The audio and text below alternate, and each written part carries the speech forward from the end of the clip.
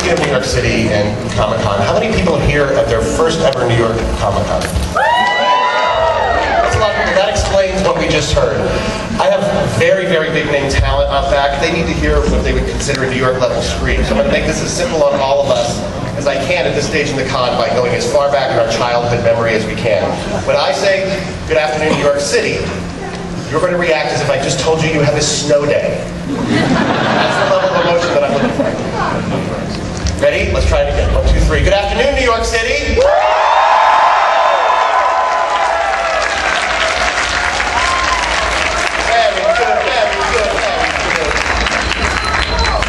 My name is John Cunningham from DC. I'm going to be your moderator today for the...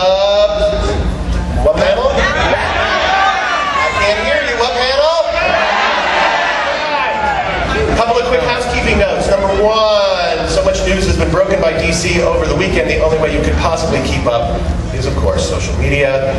All of our relevant symbols are on the board. You either know them or you pick them up during that. We'll go to the next slide almost immediately. And also, as all of you being long-term readers of our books over the course of this year, you've seen our involvement with the campaign we call We Can Be Heroes, where we are trying to help use the Justice League as a symbol to help alleviate the horrible crisis and hunger in the Horn of Africa. We made it very easy for you to help out. All you have to do is text the word HEROES to 80888 on your phone. That will enable you to make a $10 donation. DC Entertainment will match that $10. If you do that, hundreds of thousands of people have already donated, and to those of you who have and are in the room, I thank you. And if you haven't, and you'll do so after this, I will thank you in absentia then as well. All right, as we just said, we're here for the Batman panel, so let's waste no more time. I'm going to bring my panelists up. First up, the creative team responsible for the main Batman book. That would be Scott Snyder and Greg Capullo.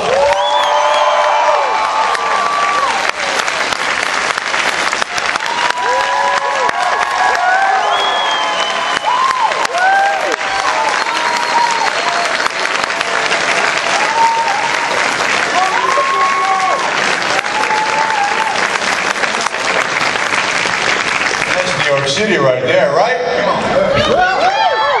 Right. Scott, you had one of those moments right before the panel where, since we're going to be talking about family today, the rest of your creative family showed up, and you wanted to bring them up on stage so they can bask in this moment as well. Yeah, we're really excited. This is actually the first time our whole team is in the same place at once. So please give like the biggest round of applause you can to our colorist, FCO, and the inker, John Lafayette. We're like,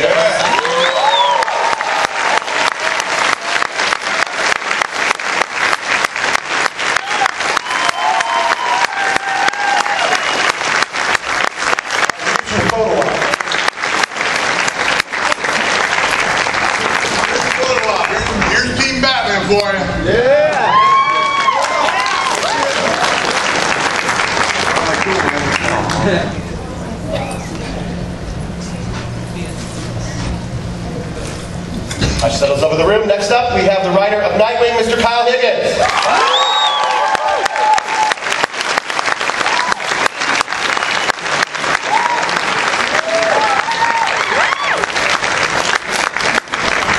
Don't kill Nightwing! Please! Well, why does Dick Grayson have to be Nightwing? Good job. 3 minutes, 47 seconds into the panel, Kyle. New record. Next up, working with Scott on talent, it's James Tinian.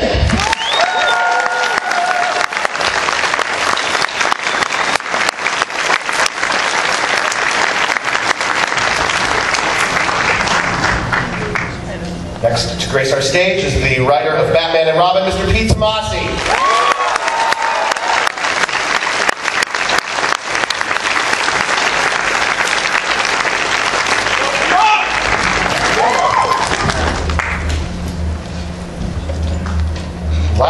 Currently, I will bring up on stage the creative team behind Batman the Dark Knight. That would be writer Greg Hurwitz and Mr. David Finch.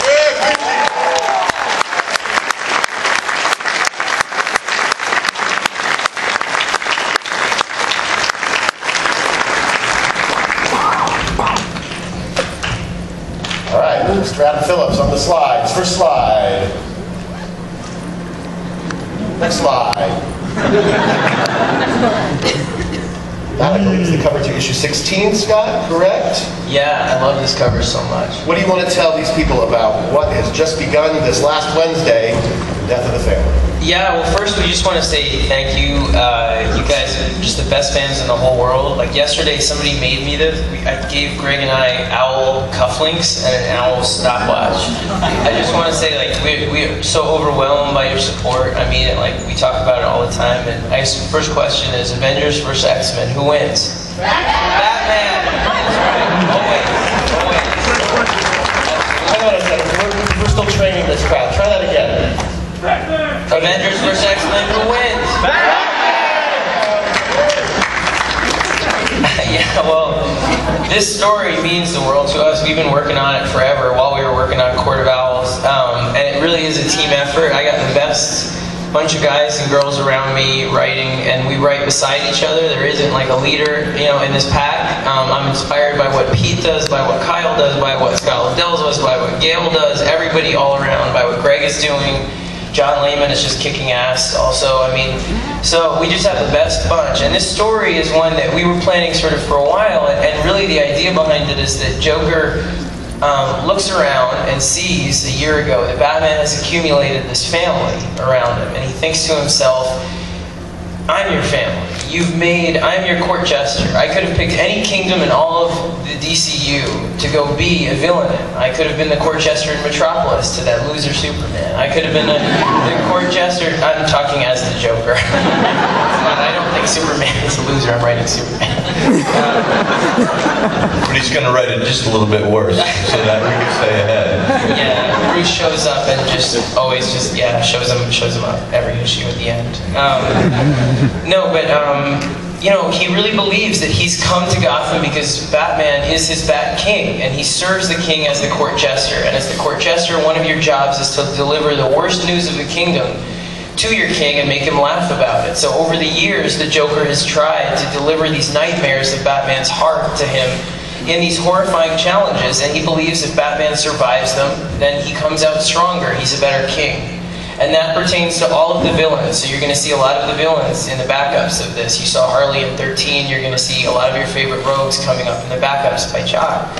And the Joker essentially believes that none of us have been doing our job, villains. We need to make Batman stronger, and that means be scarier, challenge him harder, because you've allowed him to get soft and weak and fat and accumulate this family, and it's our job to sort of burn the whole kingdom down if we need to regrow it.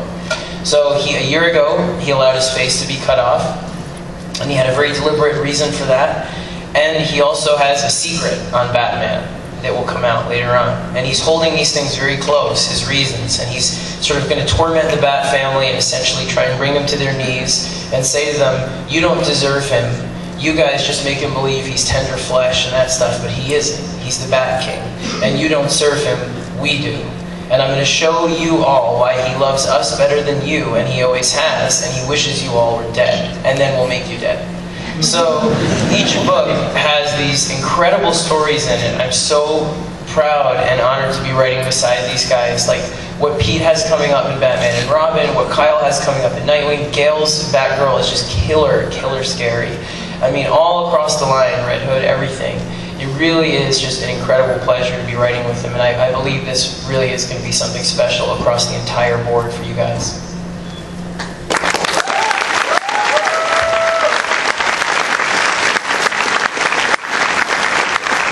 So most of you read issue 13 then, by applause, yeah? Music to my ears. I don't get on the hype wagon very much, you know what I mean? If something's good, I'll say it, and if something's bad, I just shut up. And so, I've been really excited about the story since I've been reading the scripts come in, and because as I tell the story is, I've been in the business a long time, and so, after so many years of doing it, you kind of get jaded and not much excites you. It's just, you do the thing, you do your gig. And when I would read Scott's script come in, I'm getting all these emotional responses, man. My heart's pounding, I'm nervous, I'm scared, and I'm pissed off, and then I've got a tear in my eye, and I'm going to myself, wow, if this is having this effect on me, who's been doing this for so long, that when you guys get your hands on it, it should be, a thrill ride and a half. So, you know, I read some of the internet buzz, you know, sometimes, you know, because we're all just, you know, we say we don't, we do. And anyway, I've been hearing that, you know, some people say, you know, this stuff has been overhyped and this and that. Let me hear from you. Do you think that it's lived up to the hype? Yeah! Right? So in that context, it has been hype, man. We were just telling you we got something good coming and you all agree that you like it, yes? Yeah! Beautiful. That's what I love to hear. So, did you find it scary? Hell yeah! Yeah. Well, trust me, it's getting scarier. I'm telling you. This guy, he seems all quiet, you know. Here's my invitation. I really am very happy. Just the best, and we have this great stuff coming your way. But behind that, you know, that mask, oh, he's wearing one. He's got this deep, dark, black well. That is very frightening place. I mean, and I'm afraid of the guy, to be honest with you, you know. This is uncomfortable right now. But anyway. I just want to say, my favorite thing about Scott is when I get a phone call to talk about a story idea, and it's like, what twisted thing can the Joker do to this character coming up? And he's like, hold on a second. And I'm at a soccer practice. Or I'm at my son's birthday party. Hold on. I'll be right there. So he'll cut off his own face. And he's going to stake it to a wall. And that's cool, right? So anyway, I'm glad that you're all digging it, you know, and we hope that you'll continue on for the ride and that we'll make you proud. You know, I said yesterday, and it's a fact, you know, you might think that we work for DC Comics, and that's not entirely true. We're employed by DC Comics, but we consider that we work for you, and so we want to make you feel that your hard-earned money that you spend to support our book is well-spent money, and so we listen very closely to your feedback. So you let us know if we're doing our job for you, all right? You do that for us? Yeah.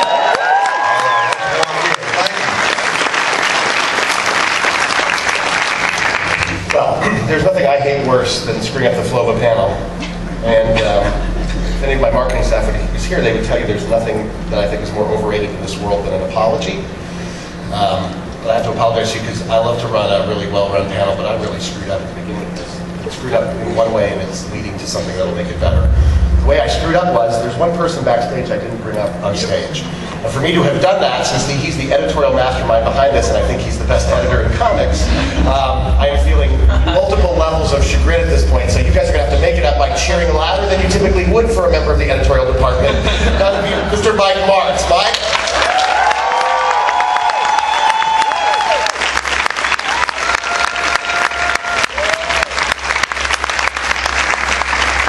It wasn't Dan the deal. That's the bad news.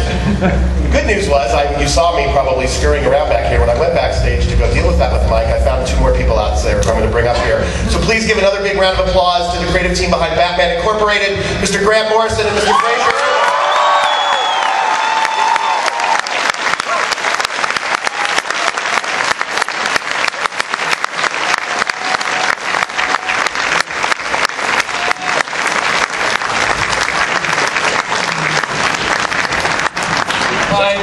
Like I said, not big on apologies. I found another way to make it up to you. All right, so let's go back to the order we were in. Adam Phillips, next slide, please help me. All right, this is the cover to Talon, issue number 16. Scott and James are working on. How is this storyline going to play out in this brand new book in the Batman? Well, I just wanted to thank everyone for the incredible reaction that we got to Talon Zero, and now I have 2 microphones. But yeah, it's been really incredible getting started. I think I said something similar at San Diego, but a year ago I was at this convention as well as a fan, and now I'm on this side of the table, and that's pretty cool. But yeah, it's so what you're seeing here, this cover, and I can't get enough of Kim's covers. This is the second storyline, so I can't reveal too much yet because now you've been introduced to Calvin Rose, a man who's been on the run for the court for 7 years. And in issue 1, he's going to come back to Gotham City for the first time since he ran, and to find out what happened in the wake of the Night of the Owls and see where the court is and what's going on. And also, he'll find someone he has a lot in common with, and that's going to be the real crux of the series going forward. I don't want to give anything really more away than that, but we have a lot of really cool characters coming up. Brand new corners of Gotham's history to explore, and I couldn't be more honored to be working on it with Scott and PM and our brilliant colorist Tomeu Murray. It's incredible. So keep reading and let me know how you like it. And yeah, thanks.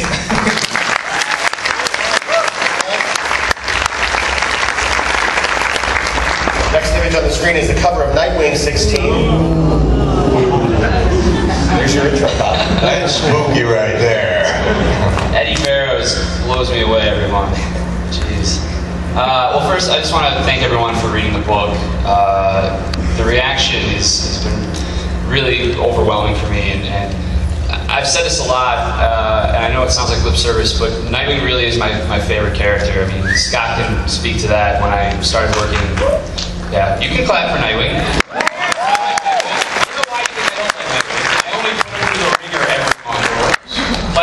Clap or else.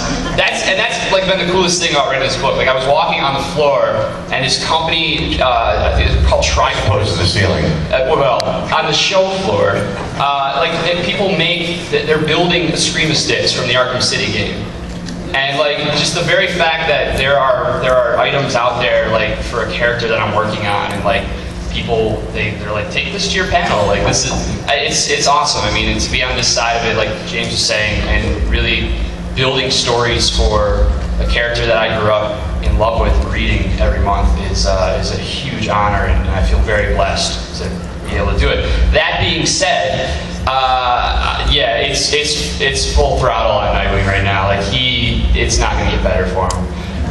Issue 15 and 16, the Joker's coming at him.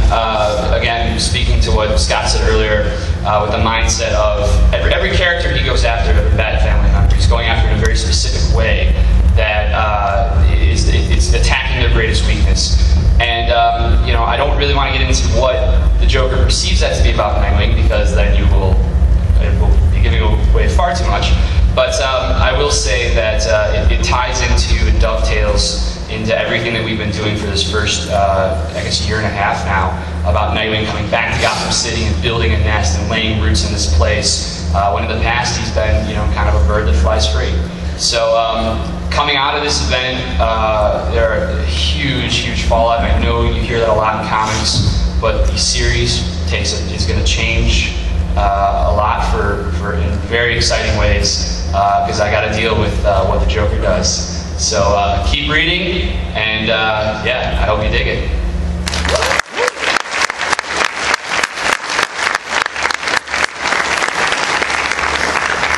Okay, for the next couple titles, Mr. Martz, who I apologize to again, is going to send to the microphone and walk you through a few more titles. Hello, everybody. You guys enjoying the Bat books? I want to start off with a question. Is there a better group of creators anywhere else in the industry than this group of people right here? No! As an editor, I am extremely lucky to be working with everyone here and everyone who couldn't make the panel or the convention. I mean, everyone here is bringing their A game all the time, and there's true professionals, true creators. So, just want to talk about a few titles in Death of the Family that are playing in. This is Batgirl, Gail Simone and Ed Benes. We're going to be doing some really crazy things with Barbara Gordon. And next up, Red Hood and the Outlaws. Scott Lobdell and Timothy Green is stepping in to pencil a few issues. I think, knowing that Jason Todd is involved in this storyline and that Joker's involved in this storyline, I think it's safe to assume there's going to be some fireworks coming as well. And then next up, we have Teen Titans. Tim Drake, of course, on the cover, Red Robin, Scott Lobdell, and Brett Booth. So those are just a few additional titles that are playing into Death of the Family. And once again, thanks everyone for reading all the books.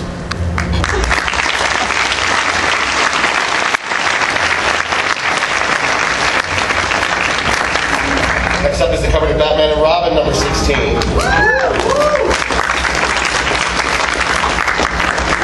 great Pat Thiessen, that guy, one of the most unsung heroes of comics, in my opinion, right now. But yeah, that's issue 16. There's some serious. We started actually in issue 14. You'll actually see some soft selling. We're kind of getting in there a little bit earlier in the Joker stuff, so you'll sort of get an early opening salvo before 15 and 16 kind of bring it to a full battle. But it's kind of one of those weird things that there's so much cool stuff happening. We're so early on in it that I can't say too much about it. But that cover is very indicative of what's going to happen. So there's going to be some really crazy emotional stuff because I've been really, concerned about making sure that Damian and Batman have some real father-son dynamic stuff playing out through the last year and a half. So it's been great to explore a cool character like that Grant created and just kind of really just take them to some really hard places emotionally and psychologically. So it's going to be a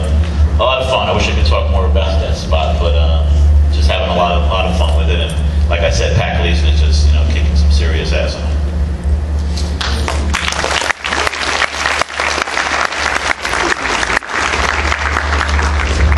And there's the cover to Batman and Robin annual number 1 coming up in the schedule. Yeah, it's actually that cover is not indicative of the story. Actually, there's a really cool cover. We just couldn't get it done in time before solicits. So there's a kick-ass cover coming from Andy Kubert, right, Mike? Yeah. So, and I think you guys will be really surprised by the cover image that you'll see on that cover. So more stuff with father and son, and just laying some cool groundwork for the Joker storyline too. Okay, next cover up is the last of the Bat Family books tying in, which is Catwoman 16. Mike, you want to comment on that? Yeah, Catwoman is playing into Death of the Family. We're really happy to have Andy Innocenti come in as writer on the book. And we've been really fortunate to get Rafa Sandoval as the new artist on this. The Catwoman tie-ins are extremely fun because we have Catwoman who's kind of dancing the line of good and evil in Gotham City, and then you have the true Prince of Evil. So seeing the two of them interact is going to be great.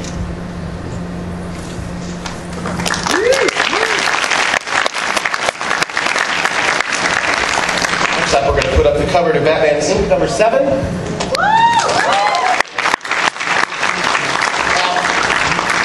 Imagine for working for a company like DC that we have no time leading up to a convention to do anything but prep work for the con. So as part of that, I actually was reading this thing I had bookmarked for a long time. It was this guy's really amazing essay online where he deconstructed the entire final episode of The Sopranos, and at least to me is where he proved definitively what happened in that episode. So much so that I felt like a blithering idiot for not having seen it all along. But as I was reading that, they had a quote in there from David Chase talking about what he was trying to do in the series as a whole for you as viewers, and then how he felt about that final episode. And it really stood out to me, especially thinking about Batman Inc. What Chase said was, I call what I create active watching. You need to bring every little piece of information you're given during the show to the watching of the entire thing. And then specifically about his finale, he said, hey, anybody who wants to watch it, it's all there. And it made me wonder, going into 2013, Grant, do you think that's a fair way to approach what's coming up in Batman Inc.? Yeah, I mean, I wish I could tell you what's coming up because, obviously we're not part of the death of a family storyline, but we do have family stuff and there will be death. So, I'm kind of just piggybacking off these guys. But yeah, I mean, this kind of is the genuine culmination of everything I've been doing in Batman for 6 years, and it kind of really definitively wraps up the story we started in Batman and Son. And you guys can speculate on that any way you like, but this is the big finale for everything I set in motion in that story. So it's looking good. As you can see, Chris Barnum's just killing on this book. And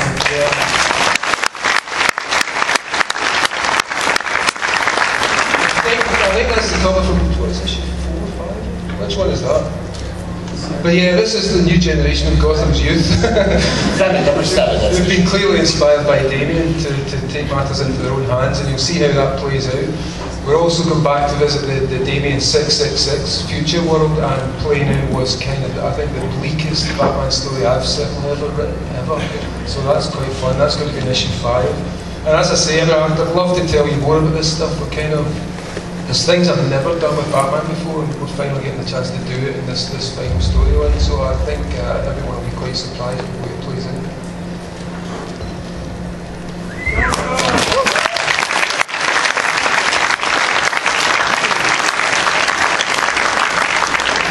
Next up, I believe we're going to see the cover to Batman The Dark Knight issue 15. Greg and David.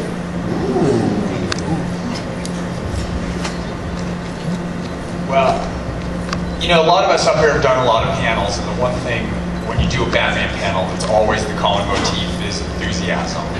I think it's because for all of us, there's no character or family characters that we'd rather be writing. And I think as a fan and as a reader, these are the first books that I read. This table and the other ones that are out there every single month. These are the books that I want to get to first. And so it's always a thrill to do that, and it's a thrill to be up here. And I feel like we have the best readers in the world because you guys feel about this family characters the same way that we do. You guys really, really supported the new big story that Finch and I started in 10, right? It was in 10, with the Scarecrow. And we've done a lot of perverse, twisted things. None of you held it against us too much. But Jonathan Crane, as a kid, his dad has been putting him down into that cellar beneath the office. And I will tell you that the next issue, we're going to go down there and we're going to see what's down there in a 2-page spread by David that gave me insight into the twisted entrails that lay beneath that kind facade. It gets pretty crazy, and it's going to blow. This story, this arc is just going to blow Gotham wide open. It's a huge, huge opening, and the story just gets bigger and darker and enormously grand in its scope. And I'm really excited because I feel like there's been a lot of character work laid with the interplay between these two characters, and now all of a sudden it's just going to start to take off and expand, and each one almost starts to double. So there's this sort of exponential movement that's going to happen on the pacing and on the scale and the scope of it. Yeah, for me, 15 is actually my last issue on Batman, so I'm really excited to have it be such a huge issue. It started out as a really small story. It's kind of a character piece on Scarecrow, and it really ends being something a lot bigger than I think people are expecting.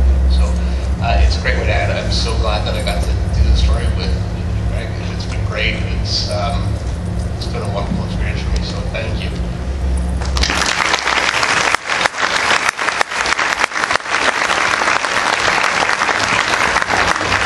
So yeah, with David leaving, the book's being canceled, right, Greg? No, actually it's not. We announced earlier this week the new artist, and that is Mr. Ethan Van Sciver. So there's a really, really big problem you have when David Finch leaves a book, because working with David, he's like a Ferrari of artists. And so it's hard when he leaves to try and find somebody that's going to replace him. Capullo, I think, was busy. I mean, you have other projects going on too, we know. I mean, there's like an incredibly limited number of people that you can get to fill those shoes, especially on a book that was so closely defined with David and the kind of work and the level of work that he did. And there's a very, very limited pool. And something really funny happened that we were talking about that extremely short list of names. And I thought, the one guy who I want probably more than anybody else, not probably, the one guy I wanted more than anybody else was Ethan. And so I picked up the phone and I got his number and I called him, and I was prepared to do a whole pitch and discussion and check everything in availability. And the first thing he said was, hey, I've been looking into you all morning because I heard that Finch is thinking about leaving the title. And it was one of those bizarre just coincidences that literally he was the guy who I had in mind for this arc, and I'm so excited. Some of the early work that he's doing is amazing. It's incredible, and I think in some ways as sad as I am that Finch is leaving, because I've had so much fun working with him, we have, you lose a Rolls Royce and you get a Bentley. So that's what we're dealing with and looking at coming forward.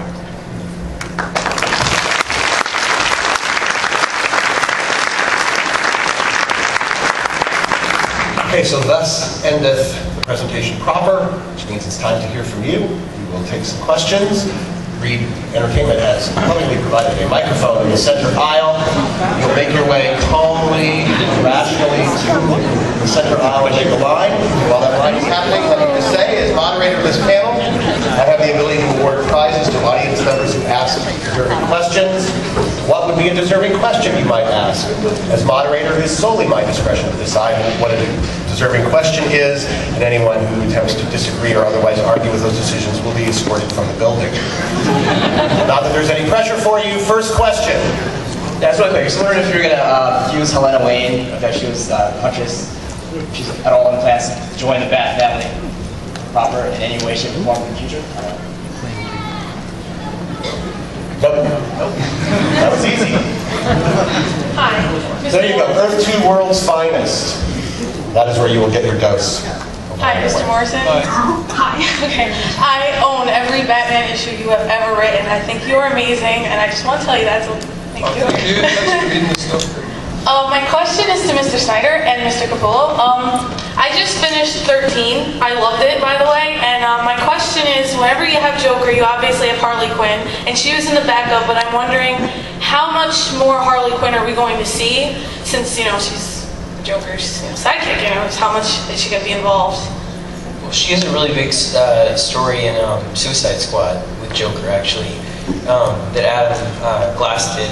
We work closely together, and it's really terrifying and great. So you'll see sort of her relationship with the Joker play out over there. Thank you. Excuse me, ma'am, for referring to all the talent as Mr. on stage, which is just so unspeakably nice, I have an Aldas for you. I don't want to encourage that in more audience under film. Yes, sir, next question. Well, first, I just want to say that all the books are phenomenal. I think it's one of the best times to really be a Batman fan. And my question is actually for Mr. Snyder. When are we going to see more of the Red Hood gang from issue 0? Oh, yeah. The Red Hood gang, I've always sort of loved the mythology and sort of the mystery behind them. So you're going to see a lot of them in the story we do after Joker. We're going to do, Joker has a really sort of big trajectory. We're going to do a little sort of palate cleansing story in between, and then we're going to launch really big into a story that involves them and also the Riddler. And then just one quick request, Mr. Capullo, will you sign my copy of Batman 13 after the panel? Oh, absolutely. When I get out of here, you guys corner me, whatever you want. I'm here for you guys. So you know what I mean?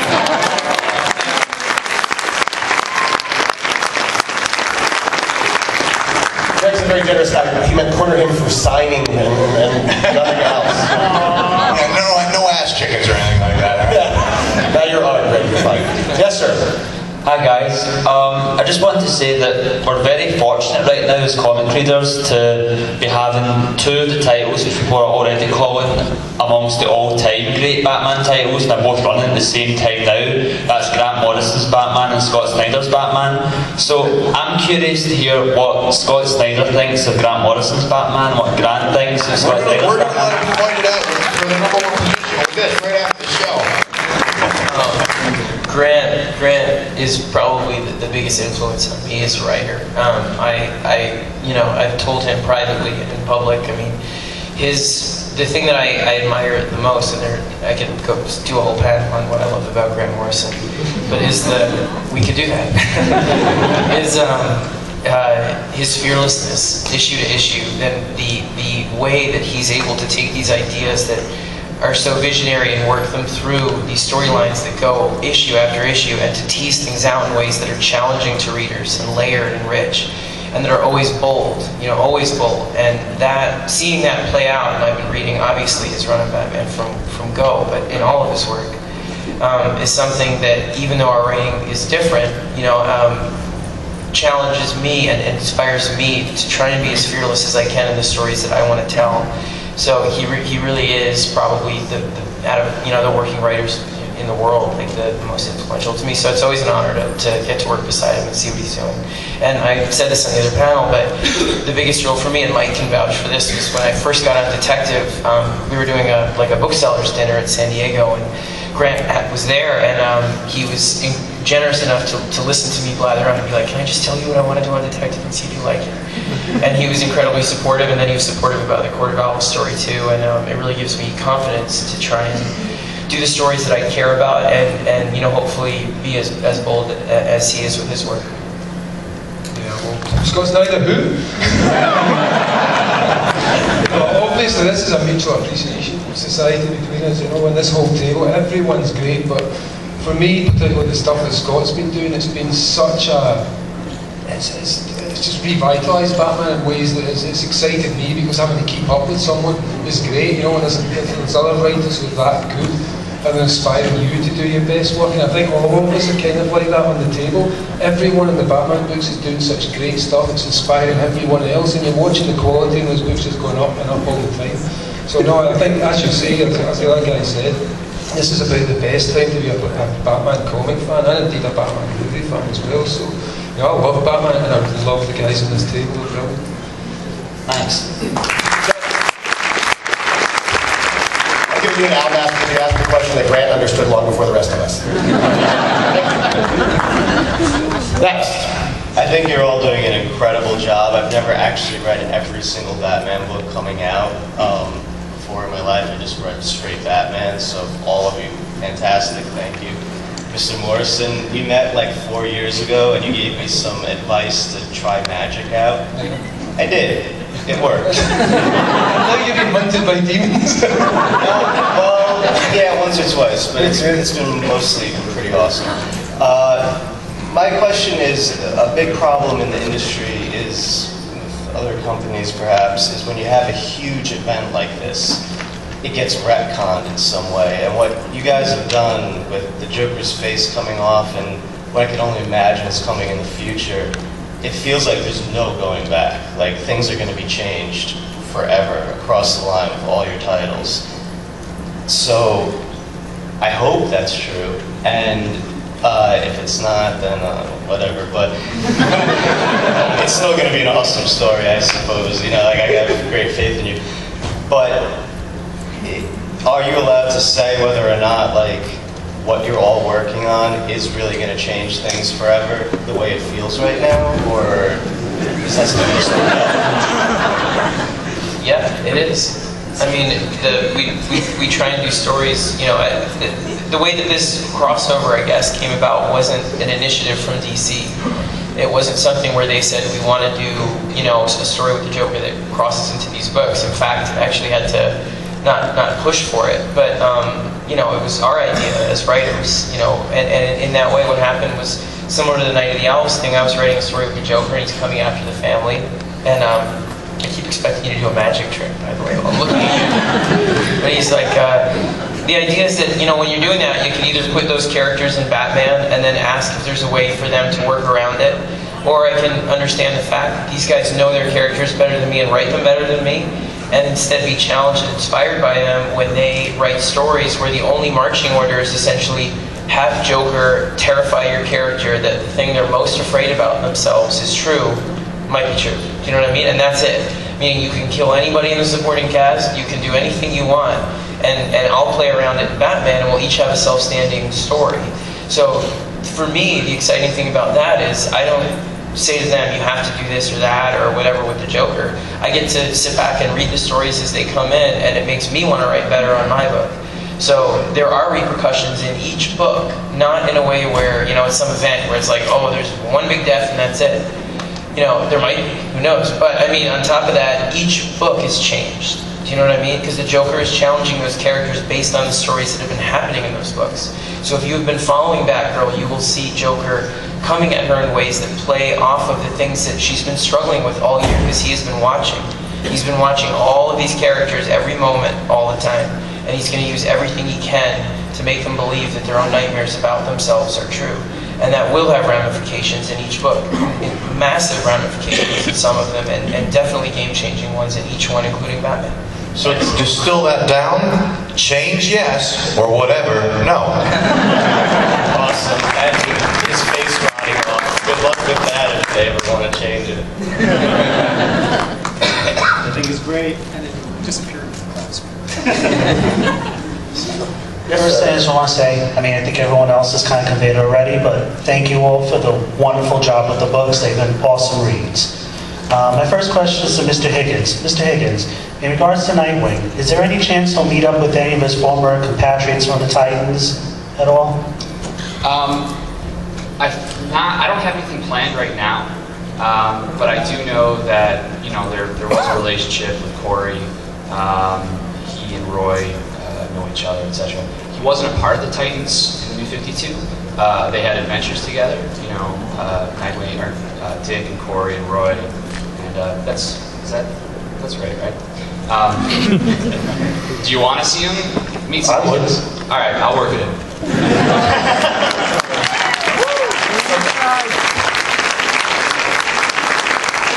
And the second last thing, who do I have to beg, plead, cajole with to get Tim Drake to get a solo book back? Because I would love to see it.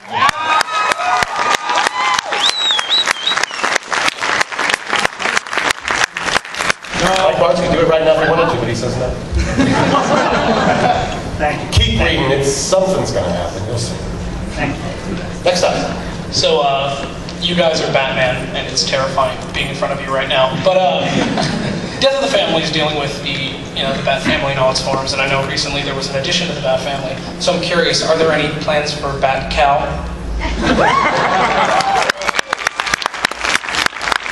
Wait till you see what the Joker does to him. Can you move through a smile? Bat murders. We're basically taking Batgirl on the darkest journey he's ever been on. Shit that cow's gonna have to face in the next year. Yeah, the steak and shake. Thank you so much.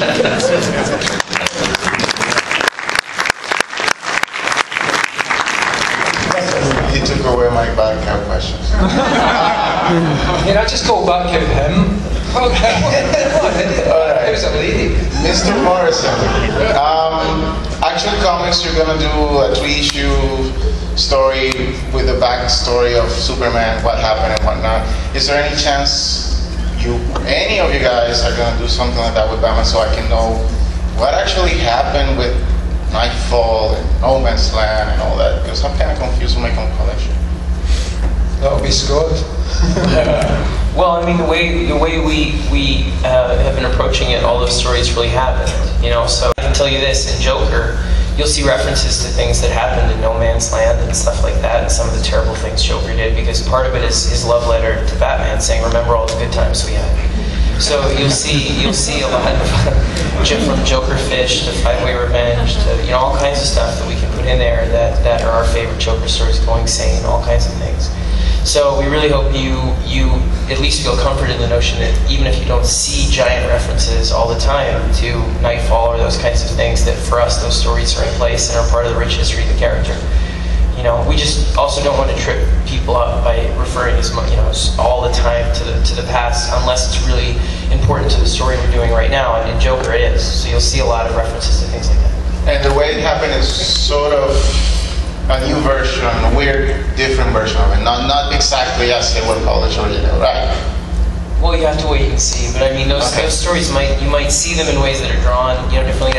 That's not something I'm really dealing with right now. I mean, in the way that I'm just sort of moving on the assumption that the stories that we have for Bruce are in place, and that's his history, and I see it in my head that way. And we're moving forward with him as a character who has the rich history that you know already. And one last comment to Mr. Peter Tomasi. I love the new characters that you're creating for Batman and Robin, the new villains, the Nobody, and that group of weird guys that being, the guy with the batarang on my little Dick Tracy nod. Yeah. So I just wonder if you're gonna keep doing stuff like that and keep developing those characters, because I wouldn't want them to be like just forgotten. Yeah, no, I had that story arc itself was actually going to be longer, but there was so much cool stuff happening with Joker, it kind of took about 2 issues off of it, so I had to trim it down. But yeah, I mean, I had like a whole, me and Pat were literally coming up with the craziest, insane stuff from basically a massive rogues gallery of Dick Tracy type villains that would like just be coming up against Batman over the coming years. So yeah, thanks for enjoying that. But yeah, we've got some plans for that stuff. Thanks.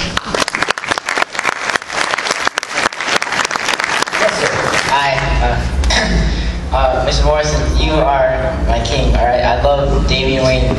In the few years that I've known him, he's my favorite Robin already. Oh, and thank you. You did that, and you are continuing with this, Tomasi. What you've done with Batman and Robin is amazing. I have the first volume, and it's one of the best Batman and Robin stories. Do you remember when people hated Damian? I say he's a little bit of a douchebag, but I love that about him. That's what makes him great. Exactly, yes. That's what I love about him. Yeah, he's not so cut and dry for him. He's got, sometimes it's good to also love to hate somebody too. So, but right now I think with what's been going on with him, he's just been a character I think that people are coming to really enjoy and actually empathize with in so many ways. So it's cool that you can build it. It's nice because we've been peeling layers away as we go. So I'm glad you're doing it. I really want to explore Damien a lot more, so then please give me out. And I just want to say, I like how you said the love letter thing, because it's funny. I'm always thinking, everyone's always saying how Batman and the Joker have this crazy obsession with each other that, it's just very weird, like a bromance, but with the evil and the good, And I just want to know, like, forget what happens to the Bat family, but that's what it's all about. But really, it's kind of more of a Joker story. I want to know how this is going to impact the Joker afterward. Well, in a huge way, but I don't want to give it away. I mean, it's his story too, and he has a plan, and if he pulls it off, one thing will happen, and if he doesn't, something else will happen to him, so you'll have to see, but it definitely, hopefully, you'll be really surprised by the ending also. Scott will tell you the ending outside the hall. Thank you very much, guys. I appreciate it. Keep up doing it. We are under 10 minutes left on the panel, so one question per attendee in the microphone. Hi. I just wanted to say I love everything Grant Morrison did, and I really love, like, once you introduced Damien, I feel like everything got more interesting. Like, it really became more like Bat Family type of thing, and you all doing a great job with that, even though you're probably killing most of them. And I was wondering if we're going to find out more. I really like the 0 month type of stuff, but we're going to find out more about, like, Bruce's past, like him and Talia hooking up, and how Damien got so old so fast. Stuff like that. You'll see a lot of Bruce and Talia what we're doing, but I'm never going to explain how he got on so fast. People can just speculate enough. Okay, thanks.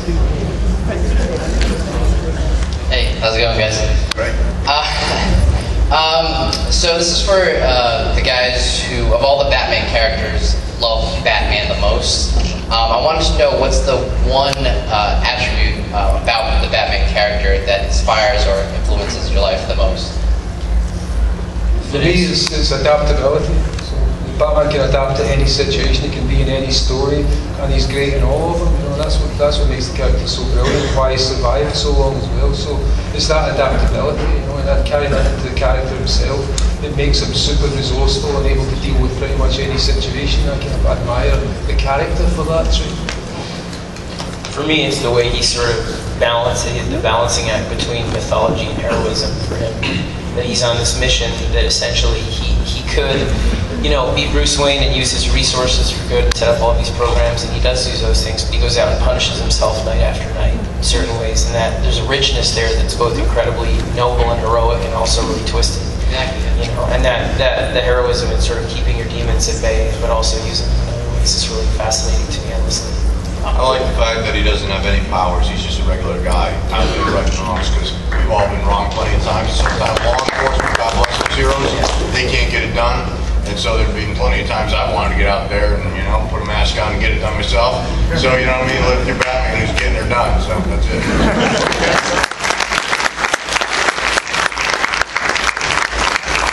Hi guys, my question is directed to Mr. Higgins. Nightwing's my favorite character, so please don't let him die. But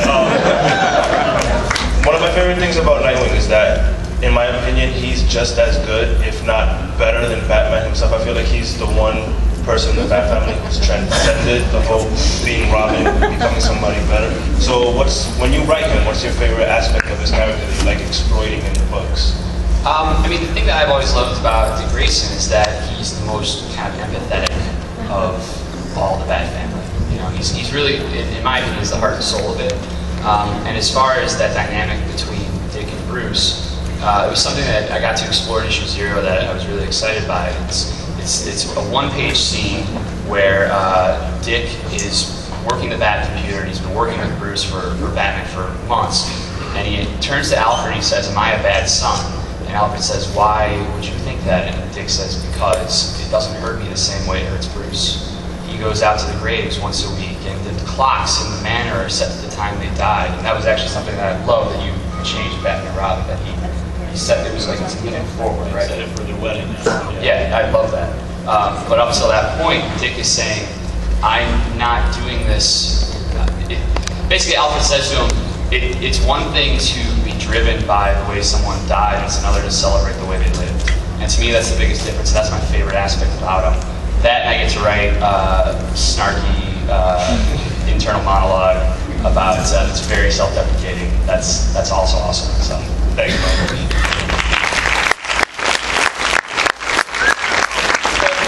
I'm putting you all on the chopping block right now. You all, over some period of time, some of you longer than others, have done some horrible, disgusting, evil things to all the Bat family, and I'm just gonna ask you, are you proud of yourselves? Perverse joy out of doing these horrible things? I specifically asked Eddie Barrows to tear up the Nightwing costumes every issue because I just love just make him as beaten down as possible. So I am super proud of it.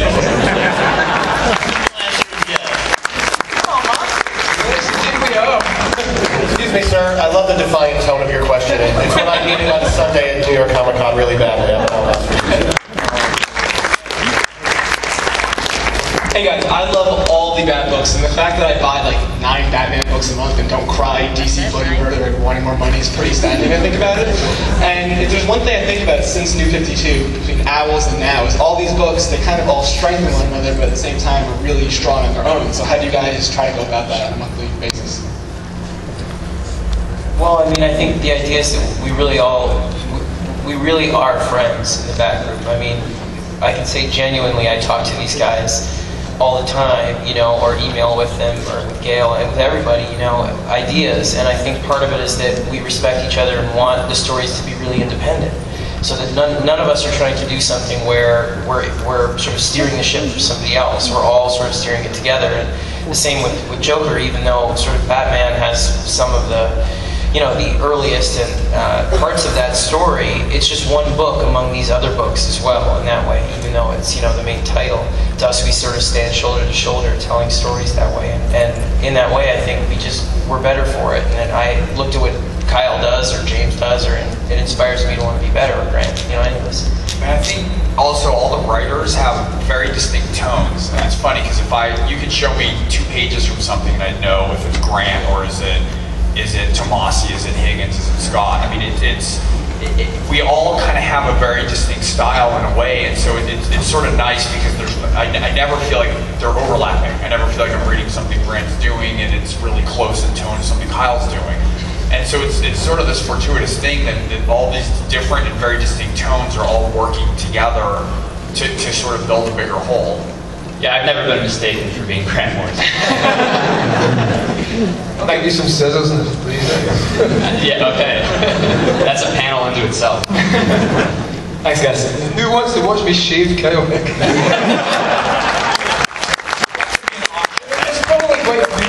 That's Morrison Con next year. Hang on 1 second, everybody.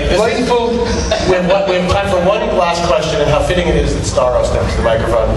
I never speak like this. The first time I saw Starro at a con this year, I thought, what a wild and crazy costume. Now, not so much. So there you go, Starro. You're the last question of the day. Please make it a good one. Okay. Well, Greg, since reading issue 13, I can no longer eat beef jerky.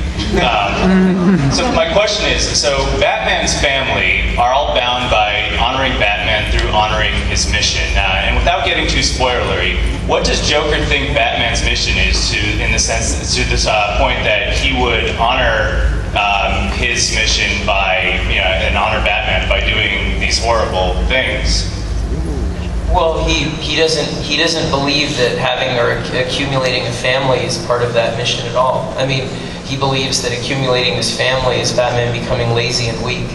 He thinks that Batman's mission is to be, this strong, sharp Bat King of Gotham, that he came he thinks of himself as someone who sort of came here to serve him. And in that way, having the family is forsaking his real family, his real royal court of Arkham and the villains in that way. So he doesn't see it as him serving Batman's mission. He sees that Batman has gone astray, and that's why the kingdom rots from the inside. And there's 2-headed lions being born, and rivers are running backwards. And in Joker's mind, that's why. And so he comes back to right that wrong. Okay. Thank you. All right, ladies and gentlemen, our time is up. Thank you for yours. Thank you for New York. Enjoy the rest of the day. Thank you.